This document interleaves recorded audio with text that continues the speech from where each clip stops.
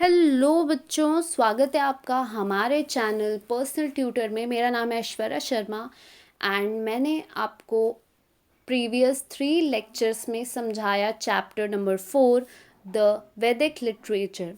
तो अब उसके एक्सरसाइज में आ जाते हैं।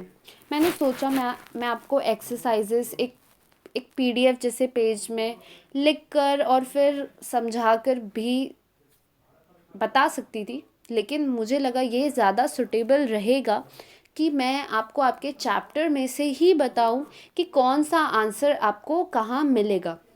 तो है क्वेश्चन नंबर फर्स्ट है, name the following with reference to the lessons, कि इन लेसन से ही आपको ये आंसर्स निकालने हैं। तो पहला क्वेश्चन है हमारा, वुमेन स्कॉलर्स इन वैदिक literature. Question number first is women scholars इन वैदिक लिटरेचर। तो चलिए इसका आंसर देखते हैं। तो बच्चों, इसका आंसर आपको मिलेगा पेज नंबर 16 में। 16 में इसका आंसर दिया हुआ है। आपको मिलेगा पैराग्राफ नंबर 1 2 3 4, फोर्थ जो पैराग्राफ है, family system and day to day life, इसमें आपको इसका आंसर मिल जाएगा। In the initial period there are references to women scholars such as Lopamudra, Gargi and Maitri. तो आपका आंसर इतना लंबा नहीं होगा, आपको सिर्फ नाम पूछे हैं तो आप वहाँ पे लिख लीजिए Lopamudra, second Gargi and third आप लिखिए मैत्रेय। ये 3 स्कॉलर्स थी जिनकी इस चैप्टर में बात की गई है। ये 3 स्कॉलर्स वैदिक पीरियड की स्कॉलर्स हुआ करती थी। तो चलिए हम नेक्स्ट क्वेश्चन देखते हैं। नाउ क्वेश्चन नंबर सेकंड है, means of entertainment in the वैदिक पीरियड। तो नेक्स्ट क्वेश्चन है कि वैदिक पीरियड में मीन्स ऑफ एंटरटेनमेंट क्या हुआ करता था। तो इसका भी आंसर आपको पेज नंबर 16 में ही मिल जाएगा। इसका आंसर होगा singing, playing musical instruments, dance, board games, chariot race and hunting. इसमें से आप 2-3 भी लिख देंगे तो सफिशिएंट होगा। आप सारा लिखना चाहें लिख सकते हैं, बट आप 3 भी मैक्सिमम लिख देंगे तो आपका आंसर सफिशिएंट होगा। तो पेज नंबर 16 का आप देखेंगे पैराग्राफ नंबर 3, इसमें आपको आपका आंसर मिल जाएगा। नाउ हम देखते हैं next question. Next question is the 4 ashramas. The 4 ashramas की जो बात की गई है वो बात की गई है पेज नंबर 17 में एंड पेज नंबर 18 में भी इसके बारे में कुछ दिया गया है। तो पेज नंबर 17 का आप लास्ट जो पैराग्राफ है वो देखेंगे तो उसमें आपको मिल जाएगा, लास्ट और सेकेंड लास्ट पैराग्राफ देखना पड़ेगा। पहले आश्रम की जो बात की गई है वो आपको सेकेंड लास्ट पैराग्राफ से मिल जाएगा, ब्रह्मचार्य आश्रमा। नेक्स्ट आश्रमा की जो बात की गई है दैट इज गृहस्थ आश्रमा। थर्ड आश्रमा की जो बात की गई है वो आप लिख लीजिए, वानाप्रस्थ आश्रमा। और उसके बाद जो नेक्स्ट आश्रमा की बात की गई है दैट इज संन्यास आश्रमा। ये 4 आश्रमा की बात की गई, ये 4 में आपका आंसर खत्म हो जाता है। नाउ क्वेश्चन नंबर 2 में आते हैं, राइट और wrong. First, Rigvedas mantras uttered during यज्ञ। तो ये आंसर होगा फॉल्स। आप सेकंड का फर्स्ट लिख लीजिए, फॉल्स होगा। क्यों फॉल्स होगा? क्योंकि ऋग्वेदा मंत्रास अटर ड्यूरिंग यज्ञ नहीं होता है। इसमें ऋचाज होते हैं जो बोले जाते हैं, और जहाँ तक मंत्रास अटर ड्यूरिंग यज्ञ की बात आती है ये होता है यजुर्वेदा। नाउ सेकेंड क्वेश्चन है, Samaveda guidance on singing a Mantra during यज्ञ राइट्स। यस, करेक्ट है, ये होगा ट्रू। इसलिए ये ट्रू होगा क्योंकि ये करेक्ट है, और हमें ये भी बताया गया था कि सामवेदा से ही इंडियन म्यूज़िक जो है वो ओरिजिनेट हुआ था। नाउ क्वेश्चन नंबर 3 देखते हैं, Atharvaveda the Veda derive its name from Atharva rishi. ये भी करेक्ट है, ये भी ट्रू होगा। Yes, Atharvaveda derive its name from Atharva rishi. Now question number 3, the language of Vedic literature. इसका आंसर होगा संस्कृत। जो लैंग्वेज है यूज़ किया गया है वैदिक लिटरेचर में वो है Sanskrit. The meaning of with, with का मतलब होता है टू नो। आप लिख लीजिए, विद का मतलब होता है to know. Then the head of the family, the head of the family is grihapati. Head of the family is called grihapati. आप लिख लीजिए, हेड ऑफ द फैमिली होता है grihapati. Then the head of shrenis, head of the family होता है srishti, srishti. Okay, आप ये लिख लीजिए। Then name the following the musical instruments you know. ठीक है, म्यूजिकल इंस्ट्रूमेंट्स जो आपको पता है आप लिख लीजिए, गिटार लिख लीजिए। ठीक है, और आप क्या लिख सकते हैं, पियानो लिख लीजिए, कोई भी एक लिख लीजिए आप। नेक्स्ट क्वेश्चन है, two modern ornaments of women. आज के समय में आपको जो दो मॉडर्न ऑर्नामेंट्स पता है, कुछ भी लिख लीजिए। ब्रेसलेट्स आप लिख सकते हैं, दूसरा आप नेकलेस लिख सकते हैं, नेकलेस भी एक मॉडर्न ऑर्नामेंट ही है। टुडे मीन्स ऑफ एंटरटेनमेंट, कुछ भी लिख सकते हैं आप लिख सकते हैं मूवी, आप लिख सकते हैं फ़ोन भी हमारा कहीं ना कहीं मीन्स ऑफ एंटरटेनमेंट ही होता है। तो ये सब आप लिख सकते हैं। Now question number 5, answer in short. What foods were included in the diet of the वैदिक पीरियड। ऐसे कौन से फूड्स थे जो वैदिक पीरियड के समय खाए जाते थे। तो फूड की जब बात हो रही है डाइट के, तो ये आता है पेज नंबर 16 में। इसका आंसर आप फट से पेज नंबर 16 निकाल लीजिए। पेज नंबर 16 का आपको फिर से लास्ट जो पैराग्राफ है, लेफ्ट वाले जो लाइन है उसका जो लास्ट वाला पैराग्राफ है उसमें आपको मिल जाएगा। Diet of the people mainly consisted of cereals like wheat, barley and rice. बस ये शॉर्ट क्वेश्चंस के आंसर्स हैं, तो एक लाइन में आप ख़त्म कर दीजिए। The diet of the people mainly consisted of cereals, mainly भी नहीं लिखेंगे तो चल जाएगा, आप इसको हटा दीजिए। बस लिखिए the diet of the people consisted of cereals like wheat, barley and rice. Now second question देखते हैं। Why were cows priced highly, क्यों काउस की प्राइस हाई थी।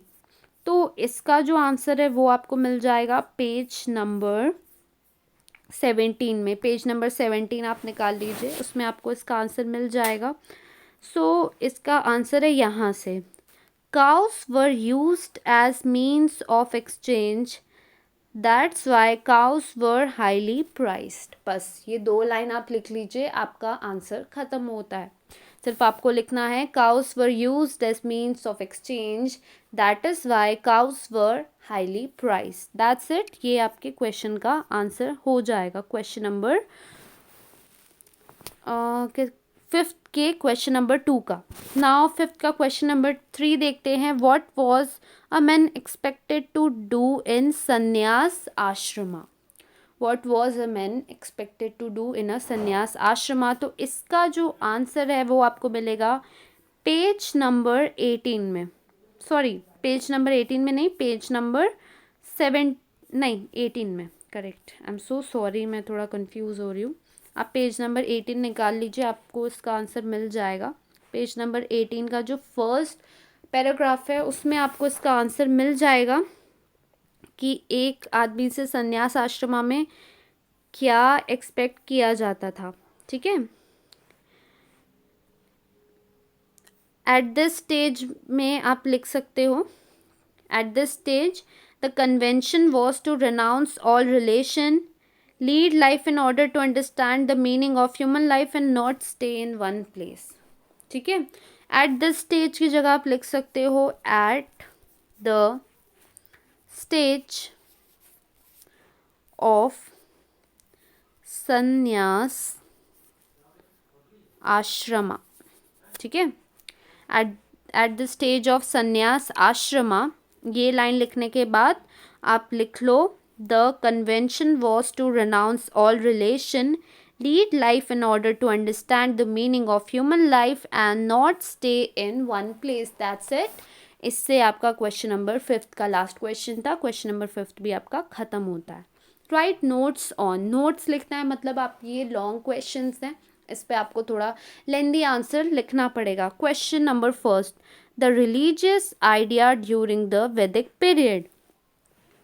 मेरा आपको चैप्टर से आंसर समझाने का, बताने का रीज़न ये है कि कहीं ना कहीं आपको भी आंसर लिखना आएगा। जितने भी क्वेश्चंस दिए रहते हैं ये सब आपके चैप्टर से ही दिए रहते हैं, और आपको बस जैसे ही आप चैप्टर अच्छे से पढ़ते हैं और समझ जाते हैं तो ये सारे क्वेश्चंस आपके लिए बहुत इजी हो जाते हैं। आप जैसे ही क्वेश्चन पढ़ते हैं आपको आपको रिमाइंड करते हैं, अच्छा मैंने ये तो यहाँ पे पढ़ा था, और शॉर्ट आंसर्स तो आप खुद से ही आंसर कर सकते हैं। तो जैसा ये क्वेश्चन आया, the religious idea during the वैदिक पीरियड, तो ये क्वेश्चन देखते ही हम थोड़ा सा घबरा जाएंगे, हमें ऐसा लगेगा ऐसी की लाइन तो हमने चैप्टर में कहीं नहीं देखी, पर ऐसा बिल्कुल नहीं है। चैप्टर से ही ये क्वेश्चन है और इसका आंसर मैं आपको बताती हूँ, और ये भी बताती हूँ कि आंसर्स कैसे एक चैप्टर से निकाले जाते हैं। तो क्वेश्चन नंबर 6 का फर्स्ट के लिए आप निकाल लीजिए पेज नंबर 18। पेज नंबर 18 में रिलीजियस आइडियाज़ का पॉइंट है 4.4। तो इसमें से जो फर्स्ट लाइन है आप ये एज इट इज़ लिख सकते हैं, in the religious ideas of the वैदिक period forces of nature such as the sun, wind, rain, lightning, storms and rivers were given the force of deities। ये line आप as it is लिख सकते हैं। Next line आप लिख सकते हैं, Vedic composition pray them to become life giving forces. And third line आप लिख सकते हैं, the Vedic people put offering into yajna fire to please them, that's it.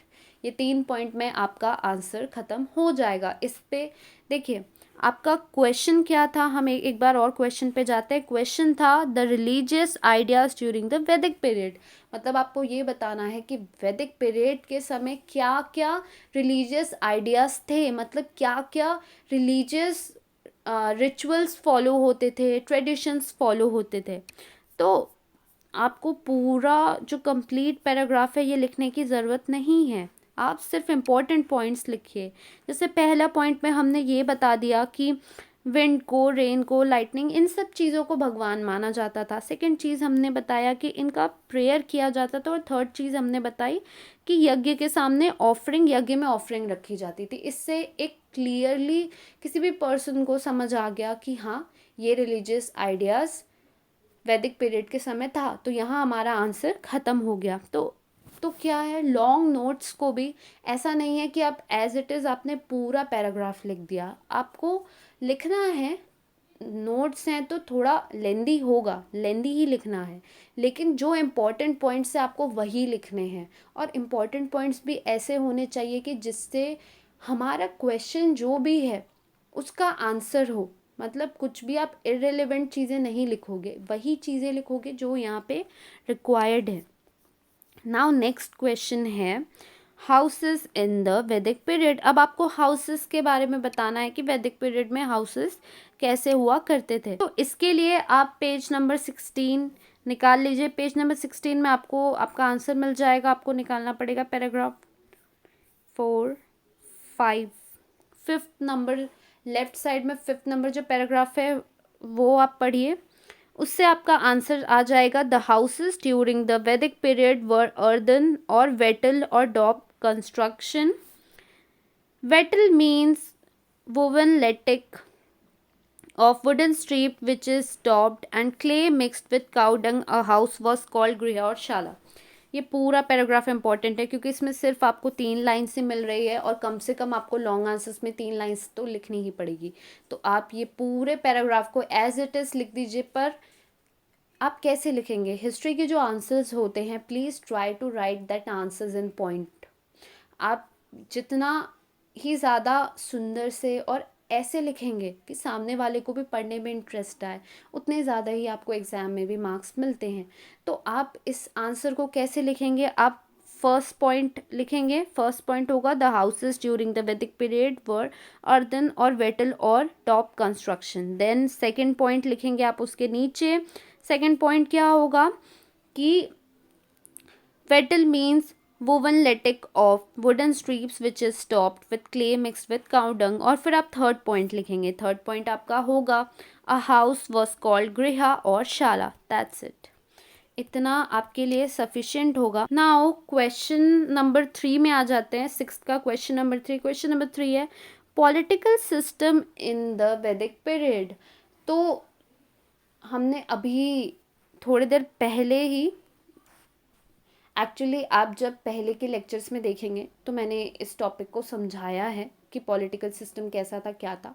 पर क्या है, पॉलिटिकल सिस्टम के बारे में बहुत सारा दिया हुआ है, बहुत सारी चीज़ें बताई गई है, तो हमको उसे शॉर्ट में करके लिखना है। तो चलिए हम देखते हैं कौन से इम्पोर्टेंट पॉइंट्स है जिसे हम लिख सकते हैं और कौन से पॉइंट्स यूज़ के नहीं हैं।